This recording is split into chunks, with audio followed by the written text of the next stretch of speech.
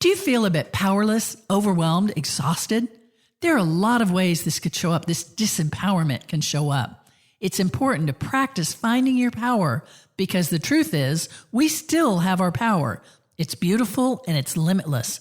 Beloved, today I have 3 stories for you about taking your power back. It's time.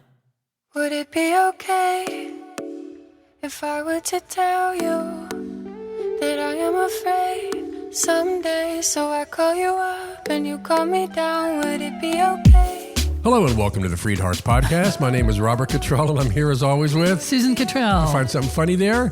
Find something. You were the one laughing. Oh, was I? Yes, you were. Hi, everyone. Again, welcome. Connect with us at freedhearts.org. You know how that works. So, hey, I know many of us feel a bit powerless right now.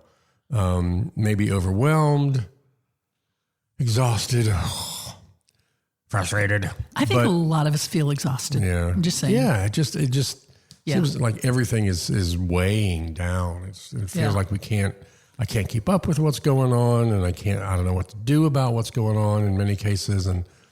But the truth is, beloved, we still have our power, and maybe it's time we take our power back. Yes. So we're going to talk. Yes. I couldn't think of a sound effect. Yes. Take our power back. Back. Okay. So we're going to talk about that today. Yes. So through story. Yes. So I have 3 stories about taking your power back. You got this. Roll with it. Okay. Here's the first one. I was staying at a friend's house out of state for a few weeks, and I was helping her declutter her house. She was putting all the rejects into big trash bags, which can be quite difficult. A lot of people don't really do well doing that. So I was providing moral support. Well, I didn't want any of the stuff she was getting rid of. It was dated, and I didn't want any of it, except for this one silky robe she had. It was kind of a masculine silk robe. I think it had been her husband's. And I liked it. But I knew that if I said anything about it, she'd put it right back in her stuff because that was how she was rolling. And, it was hard enough for her as it was to part with things. So instead I put it in my suitcase. It could either go in the giveaways or in my suitcase. And that should have been the end of it, honestly. I can just feel where this is going. Yeah. And you know who I'm talking about. Yeah, so I do. It fits. Yes. Later, I come into the guest room where I'm staying, and she has my luggage open on my bed. And she's got this silk robe pulled out. And she says accusingly, "Why did you take this?" Now, just absorb that scene for a moment. Yikes. You're in trouble. And I immediately explained that if I'd asked her for it, she'd have put it back with her stuff. And, she had told me she wanted to be fearless and purging, et cetera, but she was indignant. Now, just again, absorb the scene. What do you hear missing from this exchange? Is it crystal clear to you? Do you see the elephant in the room? Yeah, I bet you do. She frickin' went through my suitcase. She pulled it out from under my bed, opened it up, and rifled through my stuff to find that robe. In fact, her teenage daughter was standing there, I remember now, was standing there, and she said, "You went through her suitcase?" But even then, what she said didn't register because I was so backpedaling. I felt like you're caught. I was the one caught. Yeah. Now, you can say I was wrong for taking the robe without telling her. That's fine. It is what it is. I still don't think I was wrong for the reasons that I said. But completely missing from the conversation is, are you kidding me? You came in here to the guest room where I'm staying, pulled out my suitcase, and searched through it? But that didn't come to mind until much later because I was so surprised and so defensive at that point. It didn't even, occur to me actually till I got home, I think. And even though her daughter said it in the moment, I still didn't hear it because I immediately was defending myself. Yeah. Now, I tell you that potentially embarrassing story because I know what it's like to get pushed back and become defensive against something we shouldn't have to answer for. Yeah, already you're you're all of a sudden talking about something that's not even the issue. It's not even the issue. Or the things that, that... It's not the main issue. That's right. The breach before that is the issue. Yeah. And, so if she thought I had taken it... Yeah, what might she have done? Yeah. What should she have done? Bear in mind, this was her get rid of stuff. But she could have asked me, and if she had gone through the bag later and didn't find the robe, God knows why she would do that, but it was just a robe. But, at that point she could have said, I don't see the robe and the stuff. Did you take it? But she didn't do that. And I would have told her because, Well, you don't lie. Yeah, that would have been kind of silly. But I think she was on the warpath. She was going to prove something. And later I was angry that I didn't see it in the moment, that I allowed myself to be pushed back because I was so surprised. Okay, story 2. I was invited to speak at a women's retreat way back. This was just after we started FreedHearts, and the group I was speaking to was very progressive-ish, but not affirming, but not legalistic. In the regular way. Yeah. Right. Yeah. It was my step forward toward where I am now. I invited Ash to go with me, which was great fun. Ash was fresh out of the closet, and we road tripped it to the conference, and we had a great time together. And Ash was sitting there when I gave the talk, and I spoke about the need to love each other and embrace each other, not judge each other, which is what I've been speaking since this all began. And I was talking about LGBTQ people, that our job is to love and embrace, not judge and reject. And I didn't go into the clobber passages, just that our job as humans, let alone as Christians, is to love and embrace. And it was a great talk, if I say so myself. And it was at the very, very beginning. And afterward, the leader had invited me the one who had invited me to speak, told me it was a good talk. And she said, I had my notes ready to disclaim anything that you said that we disagree with on the theology, but I didn't need to because it was good. So we were all good. Okay. So fast forward a couple of years later when I applied to seminary, and I emailed this woman for a reference, and she wrote back and said she would not give me a reference, that I was wrong in my talk, the one 3 years before, et cetera, et cetera. I forget the words, but you get the gist. Wow. Yeah. And she told me a couple of people had even said to her after the talk, why did you ask her to speak? Well, I was distraught to read this. I was completely blindsided by this diatribe because I remembered the talk as having gone great. So I called Ash. In that moment you need a grounding. Yeah. And I needed Ash's perspective because I was hurt. And Ash said, Mom, that was not what happened immediately after your talk. That woman told you it was a great talk right after you spoke. And I thought, oh, that's true. And I thought back on the woman in the front row whom I knew, whom I thought of as a friend until we became affirming. And she glared at me the entire time I was speaking. Like daggers, I think. Yes. Yeah. And I knew exactly what had happened. She got in this woman's head, in her ear afterwards. She's a big supporter of their ministry. Yeah. And she gave her an earful, and it shifted everything. And it would have taken me a lot longer to sort through all that was going in my head because I was so shocked and hurt. But hearing Ash tell me this and remind me of what really went down in the moment, that put my legs right back under me, and it took away the sting. Wow. Okay, third story. Okay. These are all connected here. We believe you. Okay. We've heard your stories before. We believe you. Thank you. So I had been to another women's retreat. I guess it was, that was my community. It was when I was in church, were women's retreats. And we did the typical workshops, the teachings in the day, and we had some game time that evening. It was when Survivor was on TV, so we played. Still is. Yeah. Oh, is it? It is. Heavens. Gosh. It's like it's season 143 My or something. gosh, like The Simpsons. Jeez whiz. Okay, well, we played our version of Survivor. Well, that just sounds like, this is problematic. Yeah, it's way because someone's going to get voted voted off, and that's never going to feel good. Anyway. No. So what this happened? was very simple. So we had to, they gave us stuff to eat.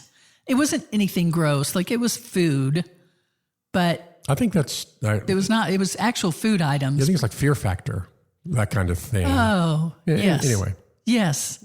We all get it. I don't watch any of those shows. None. Because why would I? Love Island, Paradise Beach. No, none Broken of that. Relationship. None of that. Godzilla from 1954. Stop. Yeah, I'll watch that. Okay. Okay, so this was like Fear Factor. And but it was just stuff you didn't want to eat. It was, I don't remember what it was now, but anyway, we had 2 teams and we'd gotten down to 2 people, the last 2 people, and it was me and another woman, very sweet, kind of soft-spoken woman. And we stood across from each other over the table looking at whatever that gross thing was. Not too gross, but not good. Anyway, well, we ended up eating it. Now, let me interrupt myself to say, I wish, because we both didn't want to eat this, I wish I'd looked at her and said, let's both not eat it. You know, that reminds me of the Olympic thing where do you want to like both accept the gold or should we go for when like they tied. When they tied and they said, no, let's both get the gold. And that was really sweet. That was really sweet. And what a great thing. And I could have said, let's just not eat this. Let's just not eat this. Both teams, we tied. Great. But I didn't think of it. It's those, didn't think of it till later. Dang it. Okay. But that would have been fun. Win-win. Anyway, because who cares who wins, really? Probably the men on the teams did. We didn't. It was a women's retreat, so. Oh, it was. That's right. Okay. It was women, and we didn't care who won, the 2 of us. So anyway, but I didn't think of that till later. So as it was, we both ate the stuff. And afterwards, she said to me that she felt so rejected and on the spot by having to be everybody's eyes on her to eat this gross thing. And I felt really bad for her. She's very tenderhearted and lovely. You know what I mean? So anyway, I told this to the leader privately afterward because I thought she should know. Okay. Now let me tell you about the leader. She is a 6 foot tall, stalwart, lesbian, celibate because she thinks that's the theology she's adhering to. That just hurts hearing that. It hurts hearing that. But a strong personality, and you wouldn't want to get in a tangle with her, really. She was kind. I love her, but formidable. Well, so, and we're friends. I like her very much. But anyway, so I was telling her about this woman's reaction to the game and feeling the pressure and whatever. And this leader said, well, just don't eat it. Like nobody made her eat it. If you don't want to eat it, just don't eat it. And it was like, oh my gosh, that's so freeing. That's so freeing. We have a choice.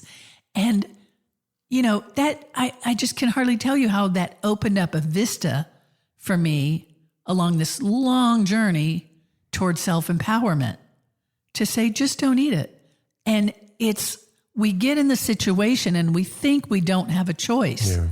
But choice is an option. I'm trying to think of how the other contestant across from you, the woman would feel about that. And she probably felt between a gross thing and a hard place or whatever it is. In that if I don't eat it, everyone's going to think I'm weak and I failed my team. I didn't even try, but I don't want to eat it. And so because of this pressure and we, it's hard to have the response. And we saw a wonderful comedian recently called Randy Feltface, Feltface. Probably a lot of you know who he is. Look up Randy Feltface on YouTube and Instagram.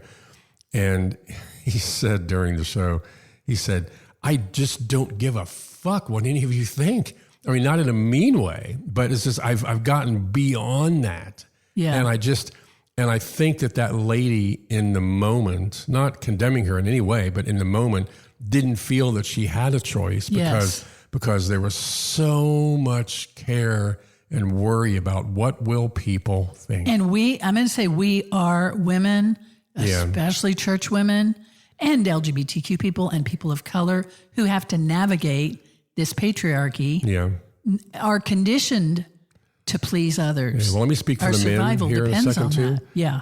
Us too, for different reasons. Yes. Because, you know, Yes, it's like, you know, there's another part in the show where he said, okay, Dad, do you see me now? Or something like that. It's like, we're terrified that we're not going to measure up, so to speak, in every way. And you know, of course. And so, and that the idea that, I mean, just, and I know this makes so much common sense, but to base what we do, base our choices off of what we believe people will think after that choice, who holds the power in there? Yeah. The other people. They're determining everything. Yeah. And so one of the big things for me about taking your power back is just don't give a fuck. You know, don't care what people think. Yeah. It's not, you know, those and that is a process. Those that matter don't mind, you know. And those that mind don't matter. And it's a process of taking off layers of coats of caring what people think. Yeah. And you have to just keep pushing forward. And some 15 years back, I was with somebody who said, I had a prophetic word for you. You know what I mean? Mm-hmm. Like, I got a word for you that you need to just take more power. And I thought, my God, I'm so outspoken and vocal about things. More power? Is that what, really? Mm. But it was absolutely true. And, you know, we have so much more power than we think we do. Most of the stuff we are stuck with is an illusion that we can't do anything, but we can. Yeah. Didn't you have lunch with that leader after that? Yeah, I love her. I do want to tell you that little part. So we were having lunch, and she'd asked about Rob, you know, how he's doing. I said he's great because they're friends too, and we were talking about marriage, and I said, can you see yourself getting married? Like submitting to a man? This was all before FreedHearts, way before FreedHearts. You know, like submitting to a man or whatever, which is I choke on to say that. Yeah. Because that was the theology of the church we were both in at the time. You know, I barely know myself from those days. It's amazing how the changes and what we used to believe. It really is. Amazing. Thank God. Talk about moving yourself toward empowerment. A little tease based on that is that we have our 200th episode coming up in just a few episodes. And for our 100th episode, we had Hannah on. For our 200th episode, we're going to have something very special. I think this is going to work out. We're going to have Asher on, our first, the child who came out. You recognize them from the TED Talk, who started it all, our two queer kids on the 100th and the 200th episode. And one of the things that really moved me about talking to them about all of this is that, I mean, thank God that they came out and felt comfortable coming out to us, because it changed our lives for the better in countless ways. Yes. So yes, all that to say, we used to believe those certain things, but we opened that box we had God in. And I have to, and all heaven broke loose. And I throw an arm around that me that I was, because I was so trying to do the right thing. I was doing the best I could with what I had. Yeah. We all always are.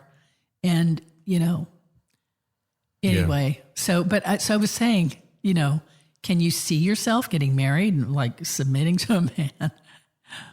And she said, well, I'd like to see the man I would submit to. Wow. I just laughed. I was like, yeah, exactly. I mean, that was a moment of real freedom and honesty from her that, that, you know, like, there's no way I'm going to do that. Even though I've kind of bought into the theology of being celibate. Well, that's what she's done. I could never see myself doing that. So I guess I have to be alone my whole life. Yeah. Which, how sad is that? That's a sad alternative. That's funny. She did have a little liaison with another woman, but kept repenting of that, which I wish she could go that step farther. But anyway, I just thought that was hilarious. Might be time to check back in with her just to see. Yeah, it would be. Anyway. And also, her job was dependent. She worked parachurch, so her job was dependent on the theology. Yeah. So anyway. So back to taking your power back. Back to taking your power back. I think you might want to think about your own stories that maybe taught you something about power. Look for those stories that affected your view of how you saw your power, maybe that opened a whole new paradigm on your power. Or shut down. Your power. Like these examples I gave you, just where I look back, comfort that girl, but know that I was, but know that there's a new vista toward power. Oh, that authenticity. I just learned this, that authenticity comes from being an author, like the creator of your own story. So authenticity means you're creating your own story, your true story, which I love. Yeah, that's good. I love. So to be authentic is to be the author of your own story. So I love that. I love that idea of going back. And, yes. And sometimes you have to identify where you made the choice that you are powerless or you are weak or you are wrong. We went backstage after seeing this comic recently and just chatting with just a wonderful person. Randy Feltface, you mean? Yeah, Randy. And his name is not Randy, but the character Randy Feltface, yeah. He talked about 25 years ago, made a choice, did something, and it took him 25 years to realize, oh my God, for 25 years I've been believing that this, and now believe something different, but all that time, so sometimes we have to go back and think, and you've talked about this on recent episodes, and we certainly will in future ones as well, but going back and finding, when did that occur to you that, oh, I need to be quiet, or I need to submit to this, or my opinion is not valuable, or whatever. You know what I mean? Yeah, and you can do that in quiet meditation or prayer, however you like to frame it. I will say that that's something that you have done with people on one-off life coaching sessions. Yes. And if you're interested in that, reach out to us. You have a very limited time, especially now because you're writing so much, but reach out to us. Just email hello@freedhearts.org and we can get you the information on that. But I love to find freedom from that old way of being. And that's why I wanted to tell you these stories, because whatever version you have of someone going through your luggage or journal or phone or otherwise transgressing you, but you found yourself defending yourself for the content instead of saying, what the hell? Why are you going through my stuff? Why are you asking me such a rude question? Or thinking you were in a decent relationship with someone, family, someone else, and it shifts because someone else gets in their ear. Yeah.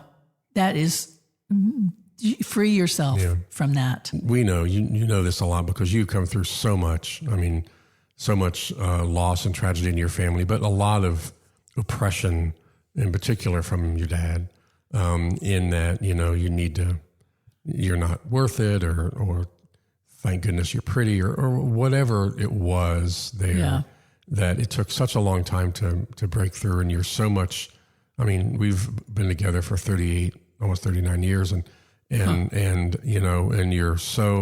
you've really worked through a lot of this. And that's what we want for you. I know that's your heart in this, is we want you to take your power back, but take the truth back, be authentic, because the scared, I'm afraid what people are think, that's not an authentic life. Yes. And we talk about people in the LGBTQ community living their authentic life in terms to their gender and their sexuality.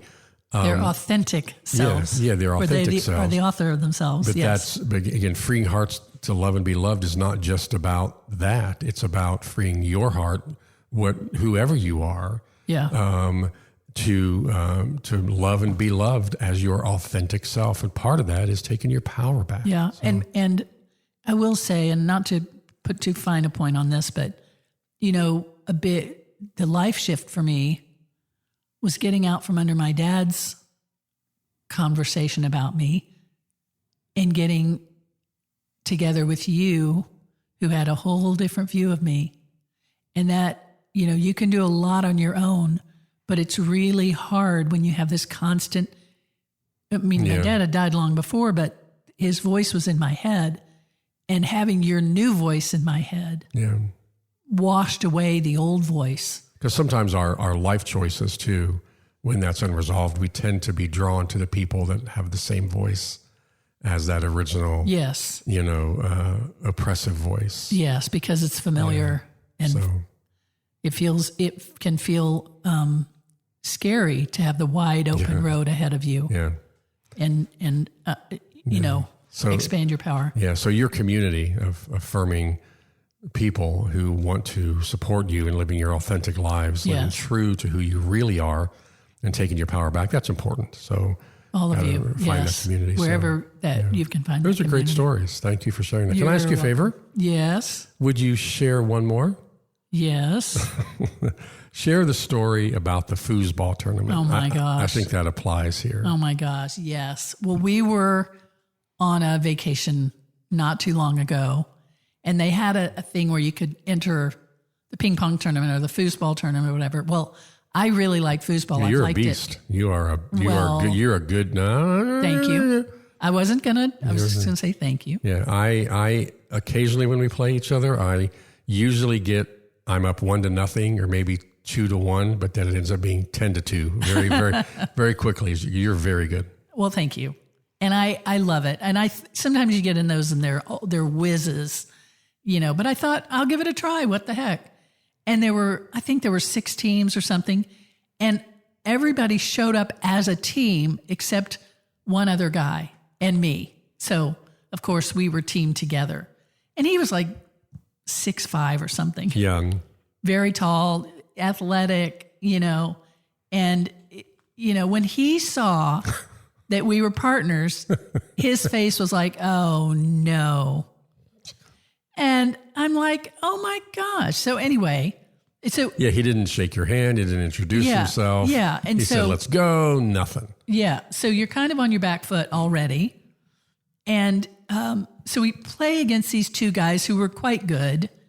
And I'll try to make it short here, but I was the goalie, and I made a score from the goalie position, which is awesome. And I also made a really good block that was like, they were like, oh man, but I also missed some. Once my hand literally slid off the thing, and I was like, oh, I'm sorry, slid off my handle. So I missed it, and I said sorry, which I hate saying sorry. I like to apologize when I need to, but not sorry as a default. So anyway, so we ended up losing 10-2, and we shook hands with the opposing team, whatever. And then my partner, who didn't look at me the entire time, didn't say sorry for the shots he missed, he just turned and walked away. Now, we had 2 points in that game. I made one of them. I was the goalie. He was the forward, and he made 1 point. That scoring is his job. Yeah. Blocking is my job. So anyway, but he's mad at me because I'm older. I'm a woman. I've got gray hair. So, it was me, the reason we lost. It was really glaring. It was glaring. He didn't say good game, anything to you. Nothing. Afterwards. He just walked away. And I thought, to hell with you. To hell with you. I'm invisible because I'm an older woman now. So F off. And it's true that young men do not see older women. I heard Meryl Streep say this. She said, young men just don't see me. I'm like, if they don't see Meryl Streep, they're asses. So, okay. So did I go off the point here? No, keep going. So anyway, and I said to Rob, he's going to be blaming me for that loss that I made him lose, bitching to anyone who will listen. And you said, no, he won't. Yeah, I didn't think he would, but now that I rethink that. Yeah, I'm like, yes, he will. Yeah, yes, he will. And if I were 30 years younger, 30 years cuter, he would have seen me, but it still would have been condescending. And I'll tell you that because I saw that in the final game where there were 2 teams, and so they both made it through all the teams except these 2 now, and they're playing for the final. And it was, one team was a guy and a girl. They were good, and the other was 2 guys who were really, really, really good. And I saw the guy-girl team.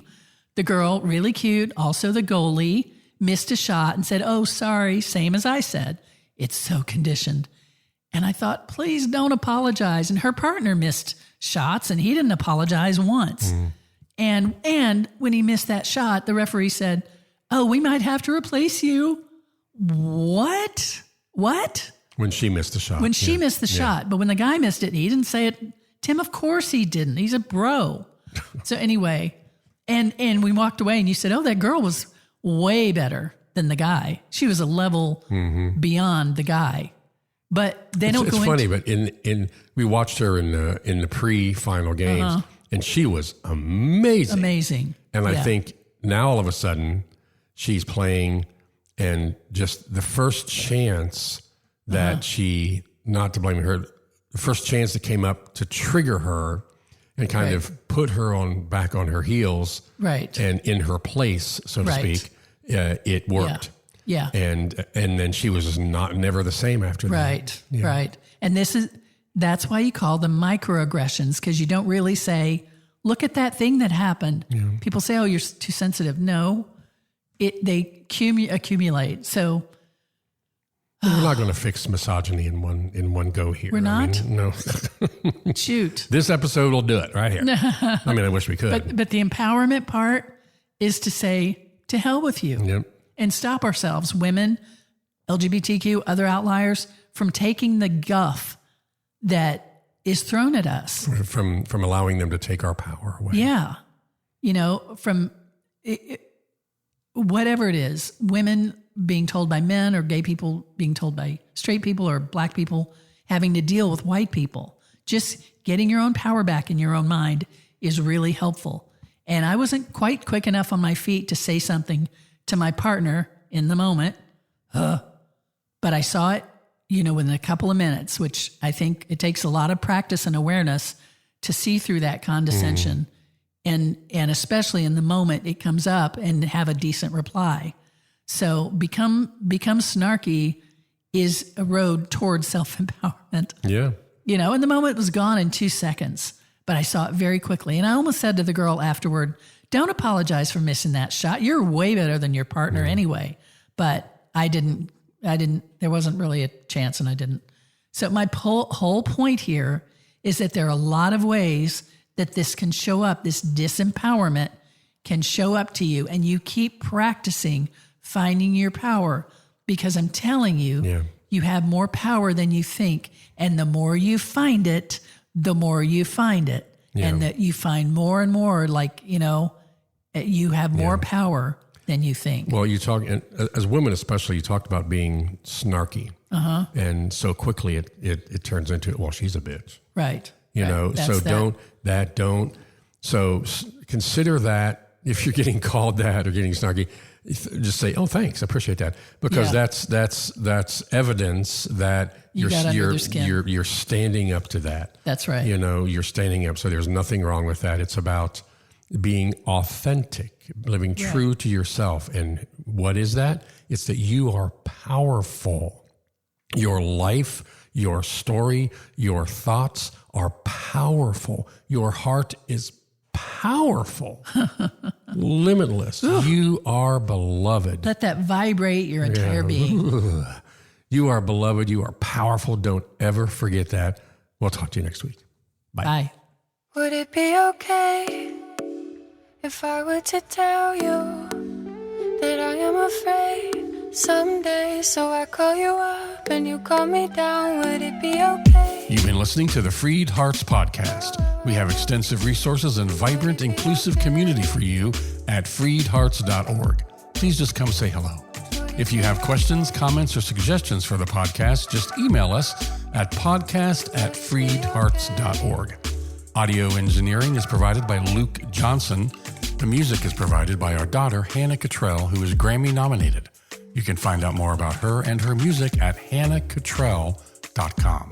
Please share, subscribe and follow on your favorite platform, and support us if you can. Thanks for listening.